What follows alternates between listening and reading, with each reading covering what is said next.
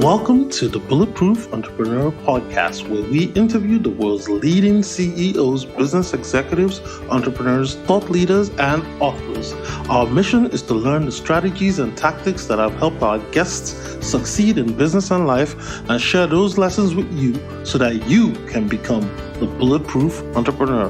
My name is Chi Odogu, and I'm the co-founder and COO of Odogu Media Group. Odogu Media Group is a podcast marketing and new media agency that helps corporations create and amplify their story via high-quality branded audio content that builds a community of highly engaged fans who are their ideal clients for their premium products and services. And now, without further ado, on with the show. Hey everyone, welcome to another exciting episode of the Bulletproof Entrepreneur Podcast. My guest today is Bobby Umar. Bobby is recognized by Inc. magazine as one of the top 100 leadership speakers in North America. He's also a 5-time TEDx speaker and a social media influencer with over 500,000 followers across all social media platforms.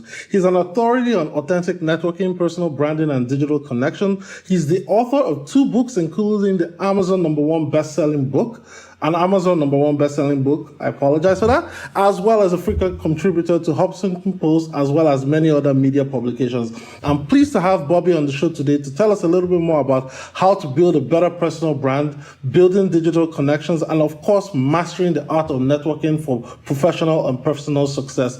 So with that said, Bobby, welcome to the podcast. Thank you very much. I'm very excited to be here. Awesome. So, Bobby, tell us a little bit about yourself. I went through your bio on LinkedIn and I've seen your website, and I know you have an engineering background. You've been in media. You've also been in entertainment as well. And now you're a professional full-time speaker. So tell us a little bit more about your career trajectory and how you built a career around your interest till now that you now stand alone as a public speaker, teacher, trainer. Yeah, so I think the general idea was after I graduated from university in engineering, I got a job as an engineer, which, I knew I was going to do, but I found it to be very unfulfilling and boring, and I felt a bit stuck in my career. And so while I was there, I decided to start a musical theater company. And it was my side hustle. I started producing, directing musicals, and performing. It was a lot of fun. Grew that organization to about 120 people over 4 years. And after I left engineering, I thought, maybe I'll get into entertainment. And I found it very difficult to find a job. So I was like, maybe I should do my MBA. So I decided to do an MBA in marketing. And the hope was that I would then transition into doing more stuff with film and television. But after I finished my MBA, I still found it difficult because most of my contacts, and at that time I wasn't as good as a networker as I am now, didn't have the contacts. So the next best thing was to do brand marketing. So I would do brand marketing for corporate. And then while I was there, I was also kind of looking for a creative outlet. So I decided to do performing through Second City, doing comedy with them. And so that was kind of my life for a little bit. And then after doing that, still feeling unfulfilled and kind of lost what I wanted to do. Finally, I decided to leave. And everyone had been saying different things for me to do. Actually, the truth is crisis hit. I had a health issue with diabetes. My wife had a health issue with E. coli. And it was a very difficult 3-4 months. And then after it was over, I was like, now what do I want to do with myself? So I really dove into my personal brand to figure out what is it I want to do. And the thing that kind of came out of this whole process was professional speaker. And I knew it was always there. My friends had told me this. I had corporate colleagues say, hey, Bobby, you're very good at doing team building events. You ever thought about doing this for a living? I'm like, no, not yet. I'm trying to make it big in the corporate world. And finally, once that hit me, I was like, you know what? Let me just go for it. And what was interesting about that is that was 14 years ago, and I haven't looked back. So before it was like 4 years this, 3 years that, 2 years this.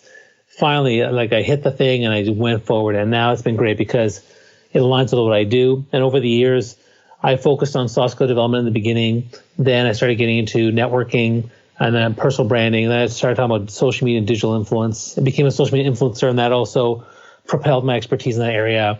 And now pretty much everything I talk about is called the power of connection. So that's kind of my brand, the hashtag power of connection. I have a daily live stream on LinkedIn where I call it the power of connection channel. And everything is about power of connection, where personal brand is connection with the self, networking is connection with others, digital influence is a connection with the world. And then speaking has been the main thing, but now I've dabbled into some coaching as well as some consulting around employee engagement, personal branding, leadership development. And I have a couple of programs that I also, pitch and promote along with my coaching. But speaking is the main thing that I do and the main thing that I love. And did I see somewhere that you're a teacher as well at a college somewhere? Yeah, so I also teach. I've taught quite a bit, actually. I was a GMAT teacher for many, many years, for about 15 years. I also taught executive education at one university, and then I also was a professor currently I'm a professor at York University teaching fourth year strategy. So I've always dabbled in the academic fields as well. My goodness, listen to all that. It's quite a heavy portfolio for one man to handle.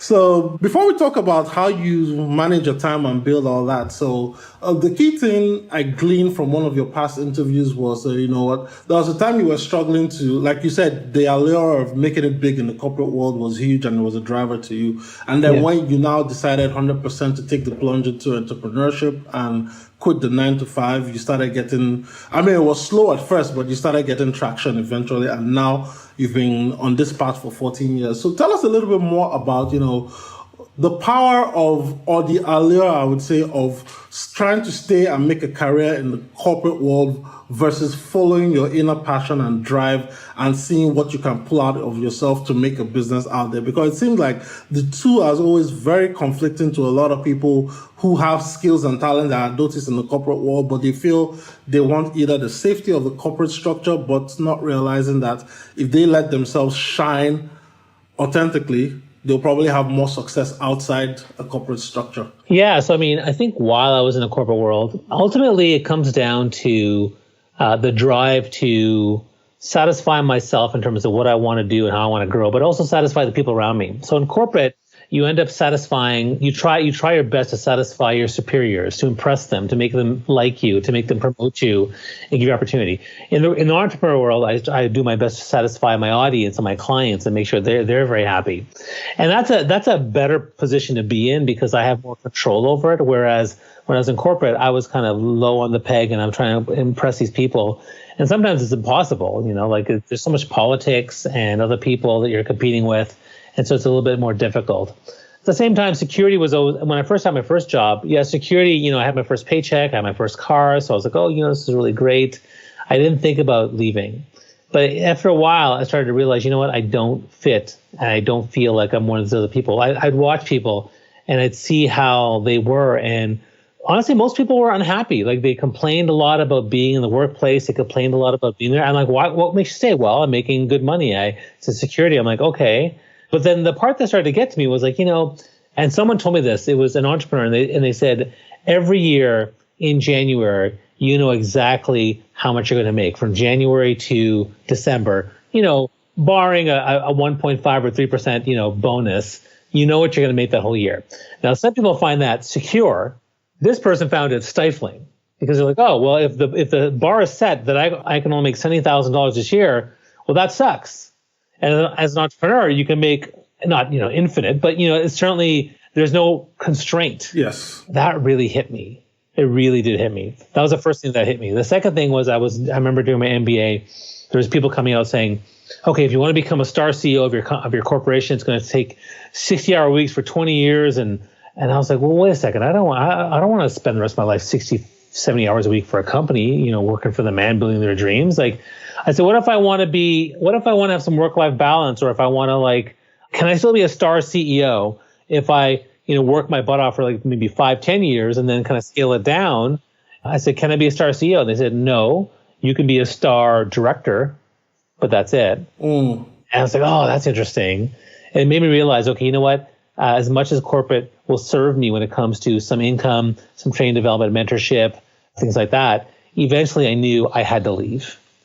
And so that's when, things really hit the fan. And also when I had the health problems and I realized the corporate entity didn't really care. The number one thing that corporates care about is the bottom line. And of course, I understand that. But if you're a people person, the best you can go is number 2.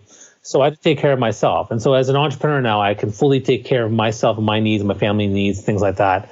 So that's kind of why I transitioned out and I haven't looked back. Awesome. I love that story. So now talking about what you currently do in the power of connections with your conversations, your speeches, your training programs, let's dive a little bit more into that. Why did you decide, after everything else that you had talked about, why did you feel connections are actually the main thing to focus on now, especially given the fact that we're kind of seemingly more connected than we've ever been in terms of all the social media tools that we have at our disposal, all the tech tools we have at our disposal, but yet I think I read in the Harvard Journal of Medicine or something that loneliness is now the number one epidemic around the world. You know, that it's a big crisis, especially people that are posting happy times on Instagram.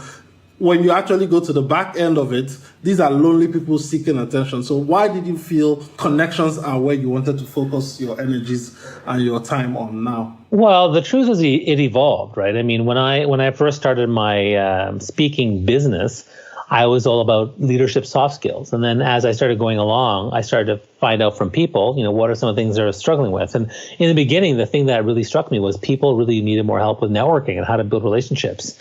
And so that's a connection piece that kind of came into play. And then as online started to, become more prevalent, I started to see that people struggle with the connecting piece, whether it's online LinkedIn or Facebook messaging or whatever it might be. How do I connect online? Social media certainly amplified the reach, and it created multiple and infinite touch points for people. But the ability to connect authentically, the ability to process emotions, the ability to connect on a deeper level, we were losing that significantly because of all the SMS and short messaging systems that people were engaging in for like 10 years. And now people, don't know how to connect deeper than a 10-word text message. So this connection aspect is still there. And so while I'm still helping people with networking and building relationships authentically in person, I'm now also helping, tons of people authentically connect online because there's so many different platforms out there. How do I use LinkedIn? How do I use Twitter? How do I use Facebook? How do I create a video? How do I stop from being that fake and authentic people on Instagram? Like people don't know how to do it. And so it was a natural fit for my brand. And as my brand evolved, I realized, you know what? What's the number one thing that I'm good at? And part of it was reinforced by my TEDx talk. The first TEDx talk I did, they said, Bobby, what is your biggest idea? What's your big brand? I was like, let me think about that. And the idea I came up with, the number one thing I'm known for is being a connector, being a teddy bear. So let me do a TED talk on that. And ever since then, Power Connection has been a big thing in what I do. Cool. Love that. So now talking about connection and connecting, I know we got connected on LinkedIn. You teach people about connecting on LinkedIn. So could you break it down further and let's say take, for example, using LinkedIn as a case study, how does one authentically show up on LinkedIn every day? Because everybody there is on the professional mindset. They're trying to either connect, I would say, vertically or horizontally, but at the same time, you don't want to overpost so that people think you're not bragging or you're not irritating them or something like that. So how does one approach LinkedIn from both perspectives, both on the personal side and on the professional side? Well, the first thing to keep in mind is, what is your objective? Like, why are you on LinkedIn? Is it to look for a job? Is it to build thought leadership? Is it to network and meet new people? Like, everyone has different objectives. So the first thing is to know what your objective is. Now, let's see, for argument's sake, your objective is, I want to build a stronger brand online, which is a very common thing now. About 3 years ago, the number one thing people used LinkedIn for was career exploration and research. But now it's a really great platform for building thought leadership. People are spending time there. So let's say you want to do that. So then the question is, if you want to be authentic, I mean, the truth is, if you have an objective that makes sense, then when you post or have a strategy, just focus on what is your real heart's desire that you want to achieve. And what can you do to express that desire and build that thought leadership in a way that's authentic and real to you? So what that means is really talking about, what you're really feeling, what you're going through. So if you're looking to, and what you really want to share. So for me, I share content on networking and connection and employee engagement. That's fine. That's what I talk about. But other people may want to share something about their own, like maybe they want to talk about real estate. They want to talk about technology or smartphones. Just be yourself and talk that way. And when it comes to the personal versus professional thing, authenticity comes with a mix. Branding is nice to be consistent, but I like to do an 80-20 rule. 80% should be on brand with what you normally would talk about, and 20% can be completely off topic. So sometimes I'll talk about my kid's birthday, or I'll talk about something I'm struggling with, or I'll talk about a mental health issue, and that's totally fine too. The truth is, when you're real and authentic and genuine and honest, people love that. And if you're selling, people don't like that.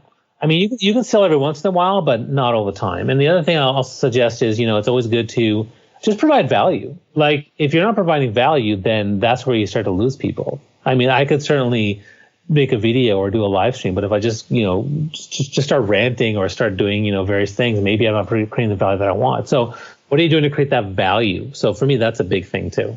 So in terms of creating value and being on brand, let's talk a little bit more about that personal brand, because branding means a lot of things to a lot of people. So when you say you're on brand, is it, okay, I have to show up always looking in a suit and tie, I only talk about business, or I'm not the jokey, jocular, funny type of person? What does it mean to have a strong personal brand that is not only authentic to you, but is also something that you want the whole world to know you for? Well, the general idea of branding is, what do you want to be known for? What do you want people to remember? And what do you want people to expect from you as your promise to them, right? So, for me, it's authenticity, humor, warmth, expertise, right, in my particular area. So that's what I deliver. That's what I promise. For other people, it might be something else, So you can create whatever brand you want. I mean, if you want to wear a suit and tie all the time, go for it. You want to wear that fancy blue glasses like I'm wearing, go for it. Ultimately, your brand is something that if you don't take ownership of it, everyone else will own it for you, because your brand's based on the perceptions of other people and how they experience and feel you. So if they feel terrible about you or they feel great about you, that's great. But you have to, if you need to know what it is, so you can take ownership of it and start managing that brand and moving in a certain way. If I wanted to become Mr. Always Dressed Nicely guy, I could do that. It would take some time, but after a couple of months, people say, oh, Bobby's always polishedly dressed and his brand has evolved, and that's fine. But for the most part, it really comes with knowing what your target and objective is, and then focusing on a consistent brand and promise you want to deliver to people. And if you do that, then I think you'll be good. Now, when it comes to networking and building professional relationships, how does one go about it? Because you and I met in the course of me trying to build a LinkedIn local, and that is a great platform for people wanting to come offline because we're hyper connected to start building those authentic connections. But now when it comes to networking, I've gone to several networking events and people just come there, hey, this is who I am. Here's my business card, blah, blah, blah. Right. When it comes to networking, in your way as a master connector, what are some of the best ways to start networking authentically with people versus showing up the wrong way? Okay, so the three things that people do wrong with networking: number one, they have the wrong mindset. So they are either fearful of networking, or they think it's stupid, or they don't really understand how it works. I mean, whether the word is networking, it's basically cultivating positive relationships. That's what it is. Okay, so that's the first thing. The second thing is they don't have the tactics or strategies. They don't know, well, how do I approach a person? What do I say? What do I ask them? How do I follow up? Most people don't know these things, or they don't know how to do it properly, or they think they know these things, they do it, and they know they do it wrong. Like, I'm going to go, hi, business card. Like that's not how it works, right? So they think they know, but they don't know. And the third thing that people screw up with networking is not having a plan. Failing to plan is planning to fail. So having a plan to who you want to meet and why, what's the objective. That planning is a really big part of it, because once you have that plan and you have the strategies and tactics and you have the mindset, then you can go in with the right approach to meet people authentically, to ask them the right questions, to invest in them. And ultimately, I think networking and relationship building starts with you providing service, providing value, investing in others. Don't sell, give. I'm a big giver. So when I network with people, my first job is to understand what's going on with you, what's your story, what are you doing, how can I help you? That is my networking motto. How can I help you? And that's the first thing I think about. I don't think about selling, because you can't sell that first initial contact. It's impossible. What you want to do is build that connection, that relationship, that it will lead to something later on, and then maybe something comes down the pipeline. But ultimately, you're trying to build relationships and plant the seeds and cultivate something really nice. Having the right tactics, having the right strategy, and having the right mindset is going to go a long way for you to be really effective as a networker. That's what makes the master networkers. There's always like 3 to 5 people in a room that are the one everyone remembers, right? Absolutely. There's always someone that everyone remembers, right? You want to be that person. And there's ways to do that, and it comes through with the tactics and the follow-up and the objectives and the planning. Because I interviewed Bob Burg last week after reading his book, The Go-Giver. And what he said was, okay, if you want to get, you have to kind of give and serve people through servant leadership and giving. And I was like, okay, in my business, I'm going to start practicing it. So this week, all I did was stuff that people would normally pay me for. I did it for free for like potential clients, whether they work with me or not. I didn't even bring up the topic of OPay. I just said, oh, this is what my company does. I looked at your profile. I thought you'd need one of these. Here you go. Here are some introductions to help you in getting other podcasts, blah, blah, blah.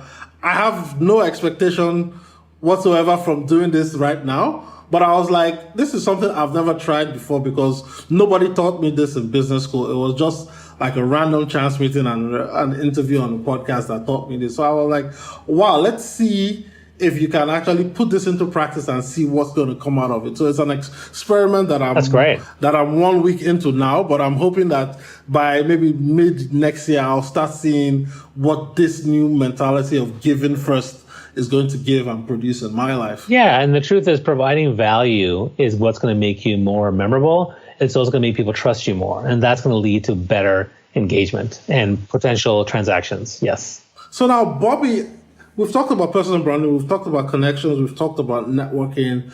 What else do you currently coach people and train people on that's a significant challenge that many professionals face today?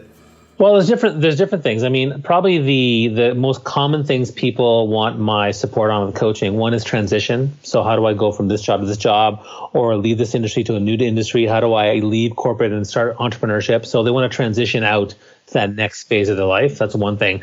The second thing is what I call ramping up. So how do I ramp up my career in this industry? How do I ramp up my business, and build up a thought leadership profile? That's the second one. And the third one usually has something to do with speaking. So I'm a speaker coach, so I help people build speaker brands. They want to do more speaking full-time or part-time. They want to start making income as a speaker. They want to build a thought leadership brand as a speaker.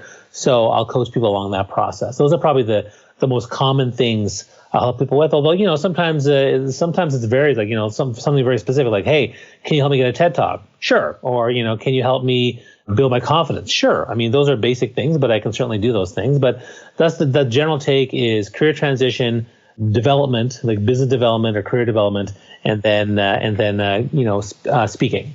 Now, in terms of building a speaker career and speaker business, I know it ranges the gamut from, take for example, someone like you, that is 5 times TEDx speaker, professional, you've done it all your life, to somebody that just wants to give their first, let's say, Chamber of Commerce or Rotary talk and just start getting over the fear of public speaking before they can now see if they can make money out of it. There's the formal structure of making money out of it, but there's also the fear of, okay, how do I create a speech that people are going to want to enjoy listening to? So can you talk a little bit more about what it takes to actually build a memorable speech that people will always want to listen to and call you to keep delivering? So one of the big things to understand when it comes to being a memorable speaker is, really focusing on your audience, right? So knowing who your audience is, what they feel, what are their challenges, what are their pain points, what are their things that make them happy, make them feel good. Because everything you talk about has to resonate with that audience. Now, another big challenge that speakers have trouble with is coming up with the right topic. What are your key topics that your audience will really care about? Because people come up with topics, the ones that I coach, they come up with topics. I'm like, yeah, but why should I care? Why would the audience care about this? You have to find a way to make it care. So that's another thing. And the third thing is storytelling. Being able to take stories of your life or the stories of other people and to create a compelling case for what it is you're talking about. At the end of the day, you want them to do one thing. You can't let them make them do 17 things. What's the one thing you want them to take away from this thing? Is it invest in your personal brand? Is it network with more authenticity? Is it to go do more speaking? What is it? Once you figure out what that is, you then want to create a path and a story arc to that point where you drill home, here's why we're doing this. So for me, storytelling is a great tool to create that emotional resonance with the audience. And I think those are probably 3 big tips that can help you become a better speaker. But is storytelling something that can easily be learned? Because there are some people that are exceptionally good naturally at telling stories. Yeah. They're like, you sit down at the bar, you could listen to them for hours. And then there are some people that they find it extremely difficult, though they know what to say. But when it comes to like making it interesting, engaging, memorable, it's a little difficult to put together. So whether it's storytelling or speaking or networking, right? Even if we're inexperienced or we're cold at first, again, practice makes permanent. The more you practice, the more permanent those skills will become.